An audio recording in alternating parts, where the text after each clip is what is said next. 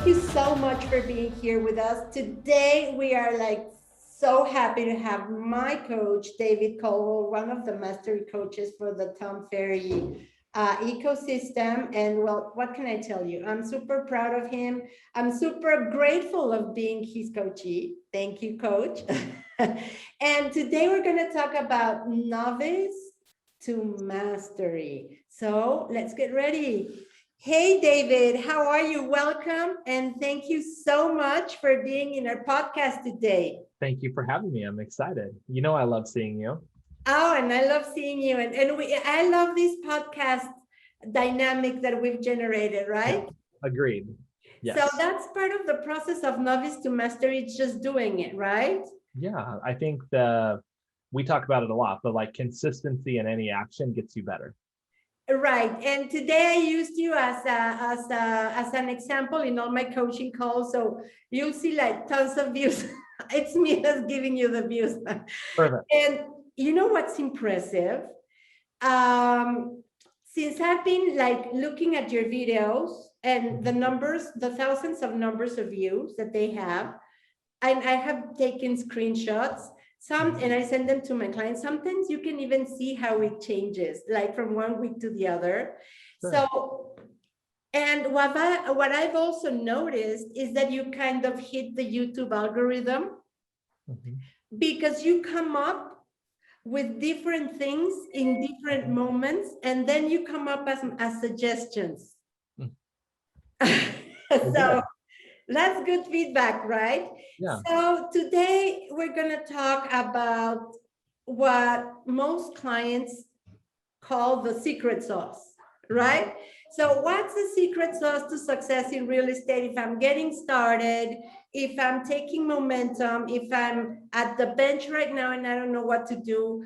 In any case, like stepping down a little or getting started is going back to novice mode, right?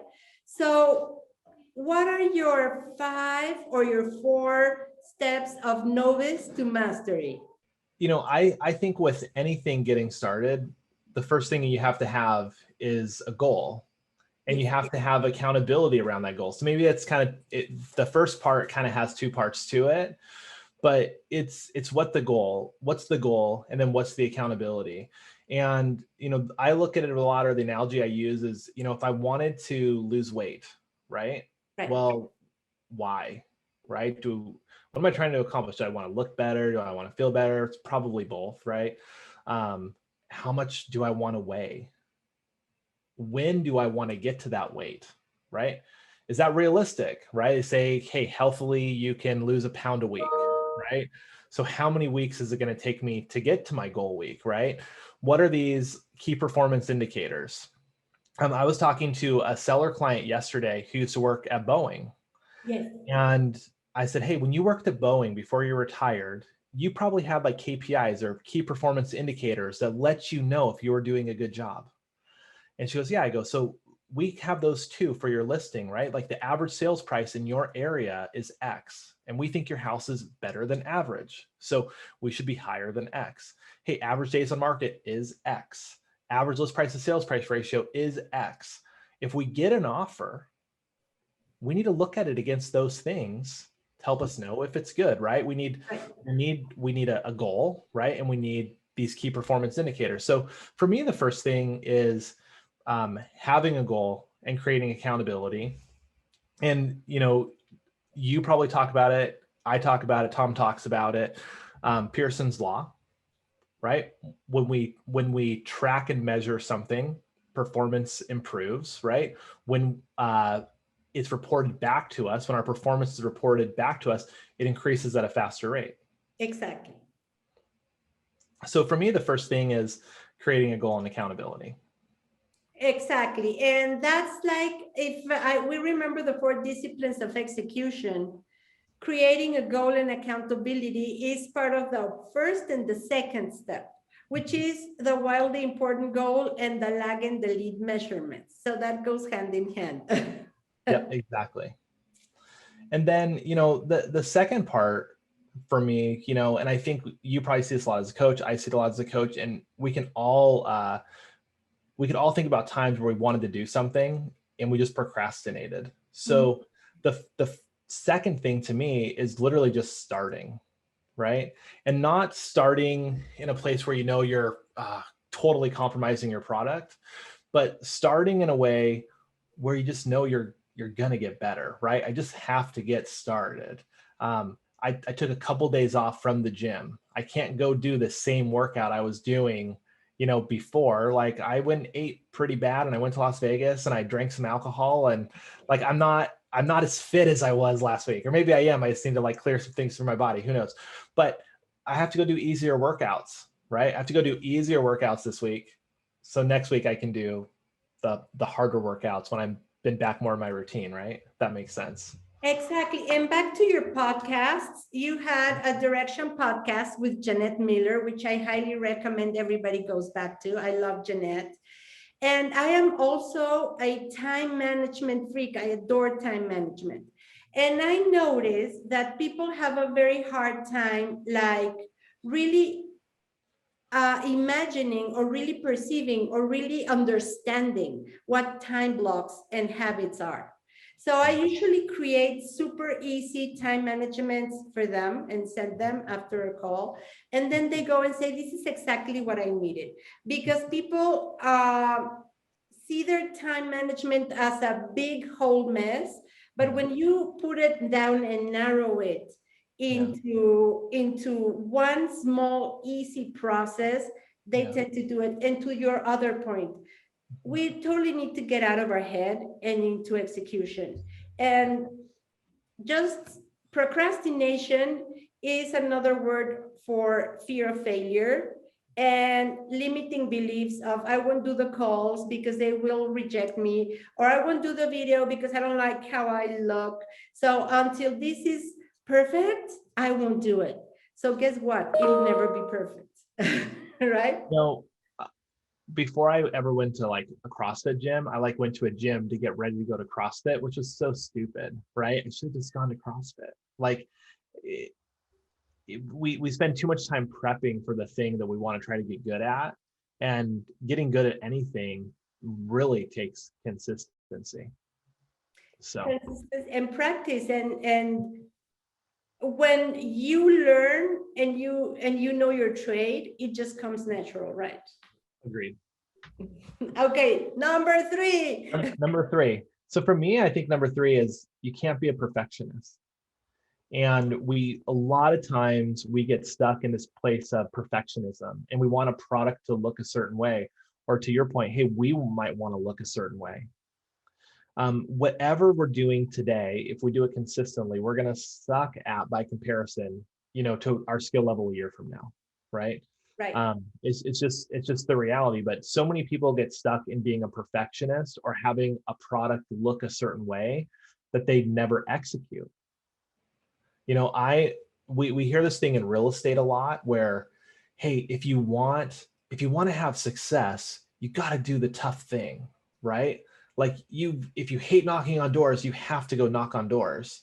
And my thing as a coach has always been, hey, whatever you like doing, if I can get you to sell the way you like to be sold to, and I can just get you to do that consistently, you're going to win, right? Like you're going to have huge success and you're going to get better at it. When I went to coaches training, I hated the script practice portion of it, right? But after like coaching every day for 4 years, like I feel like I'm really good at scripts now. Like I have my things I'm going to say, right? Because I just do it over and over and over all day with people. I mean, that's a lot of coaching calls. Like, when do you ever not run through a script, right? Or something that you say, or something you've said to another coaching client or whatever, right? There's just, things we naturally say in conversation.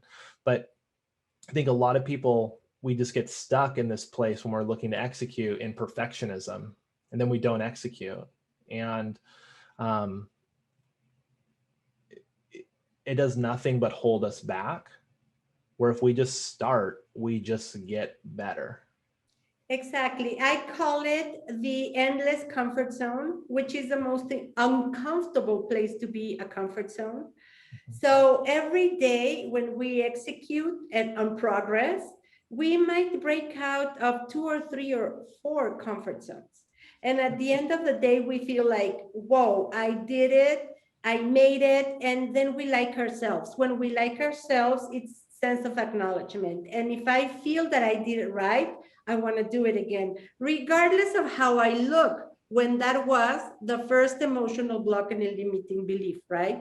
Yeah. So we start oiling that machine. It was when you started CrossFit, the second day, the third day, it was like that thing where you couldn't even do that, right? Yeah.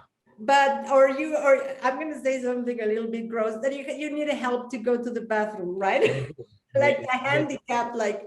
You get the legs where you can't walk around because you're squatting too much. Yeah. Sure. Right. And then what happens? Those legs begin to get the muscle, and then one day you have a 50 filthy workout, and you have to do 1,000 squats.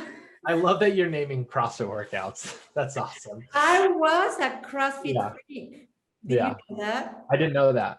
No. I'm going to tell you something super funny and vulnerable. When I was going to turn 50, I said, I adore miniskirts, and I'm going to die wearing a miniskirt. Yeah. But one of the worst things is a horrible knee when you're wearing a miniskirt. Yeah. So I said, I cannot let any flap of my thighs go to my knees. So what's the only thing that I can do? CrossFit. So unlike you, which I did gym a lot, I went straight into the CrossFit, and the first time I did it like I was a pro, and then I was unconscious like for a full day. Yeah. And I adored CrossFit. Like, it's the best form of meditation. And when I turned 52-ish, yeah. Every time it was somebody's birthday, we had to do the 50 filthy. Yeah. And that time the coach said, now we're in honor of Sandra turning 53-ish or 54-ish. I don't remember. It was a big number. Instead of 50, it's going to be 54. And I did it like a queen. The wall balls and the box jumps and everything. I miss CrossFit terribly. I'm going to go back. Well, let's for the CrossFitters that are listening, like not being a perfectionist, right? Imagine people going to like a CrossFit box to do a workout, and if they looked at the workout and they couldn't do clean at 135 pounds, right? What are you supposed to do? You're supposed to modify that weight, right? Or modify the movement. And how many people are in there working their asses off doing like the scaled version of the workout before they can do it as prescribed, right? Right. So many people would never get to the prescribed version if they didn't start at the scaled version. Like with the bar only. Yeah, the bar only, or like the plastic pipe, right? Like, there's some workouts they're designed to go in there and like test your ego, right? And not your ego in a way where you lift too heavy weights, which is what people think, but test your ego in a way where you say, well, I have to scale this because I can't do this movement. And the longer you go, right, on some workouts, the harder that becomes on your ego, because I want to do this really heavy weight, or I want to do this movement, but I just cannot physically do it. You have to scale. So, going back to like not being a perfectionist, right? You don't get the gains in the gym without scaling. If you don't start, or if you try to start being perfect, that's just the formula for losing. Exactly. Or you don't get the videos into the YouTube if you don't start somewhere. Yeah. But if you say, oh my God, David has 500 videos, but he started one day, right? But if I start with 3 videos a week, I'm going to end up with 150 videos by the end of the year. Yeah. I have the most boring channel on YouTube. It's so boring, but it's way better than it used to be, right? But I tell people all the time, my videos, they're boring. And like my podcast adventure, I know I'm getting better. I want to get better. they're not the best. I know that. But like, if you listen to from episode 1 to where they are now, there've been a lot of changes that have occurred that I would have, if I would have waited, to have the perfect podcast, it's still not perfect. I wouldn't have any episodes out. Exactly. There'd be zero. So I totally agree with you. And number 4. Number 4, we've talked about it a lot already, which is being consistent, and me, and that's super important to me, is being consistent. That's where people fail, right? Like, people fail because they jump around on projects, or they don't give something enough time, or they don't do something consistently. And being consistent in literally almost anything is going to solve your problem, right? Too many people dabble. Too many people are consistent for 2 weeks and then have a bunch of success, and then they don't do something, and then they wonder why, like, their business is a roller coaster. Exactly. Right? Or, hey, the way I eat or whatever. Like, if you just look in anyone's journey from starting something to getting really good at something, consistency is probably just getting started and consistency are the biggest thing, but consistency is just paramount to achieving any goal. Exactly. I agree with you. Today I told the client, what's the C word? And she said conversations. And I said consistently. Yeah. Making your conversations consistently. So number 5. So number 5 to me is being a great student. Oh, yes. And if you want to get better at something, you have to learn, right? And as you go through your journey and you're started and you're not being a perfectionist and you're getting better, well, how do we know we're getting better, right? Like, we have to have KPIs and markers, right? But we have to be a student of that subject, because likely that subject or whatever we're doing, that skill is going to evolve. Exactly. I think in in terms of what we do as coaches, sometimes, I want to be a Swiss Army knife coach, meaning that you don't, like, for one person, David's an expired expert. And for one person, I'm a social media expert. And for one person, I'm a leadership expert. My reputation is social media guy. That is not who I am, right? I've tricked you all, right? That's not who I am. Like, you could just go look at my own social media and know that, right? But I know a lot, because part of being the best version of myself and being the best coach I can be is being a Swiss Army knife coach and knowing a lot about a lot of different subjects and knowing them at a high level. So I take time every day, right, to be a student, like a student of real estate, a student of people. I just want to know more about people and why we do the things that we do, right? So, like, in my schedule, every day I take an hour to learn, to be a student, right? And a lot of times the things I'm learning about they might be the things I'm, really heavily coaching about at the time that I think is really relevant for people to know, or just a skill set that I'm trying to increase, because I'm, like, consistently in action in that skill set, and I'm trying to develop more knowledge about it. You have to be a student to get better. To get to mastery, you have to be a student of the subject. Always be learning, right? Always be learning. The ABL, always be learning. Yep. And that's when you get the aha moments, right? Like, aha moment. Yeah. David, thank you. I always love our time together. I love you. You're an amazing coach. And thank you for supporting my dreams, my marketing, and my consistency. You're welcome. Thank you.